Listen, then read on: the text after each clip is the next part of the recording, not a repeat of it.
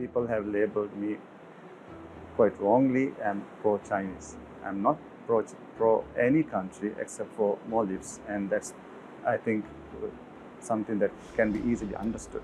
If you believe the headlines in the media, you would think that you are pro-China, but now you're saying that you're not. I mean, how do you look at the relationship with China developing from here, considering that China has expanded its presence in the Indian Ocean, causing anxiety even to India?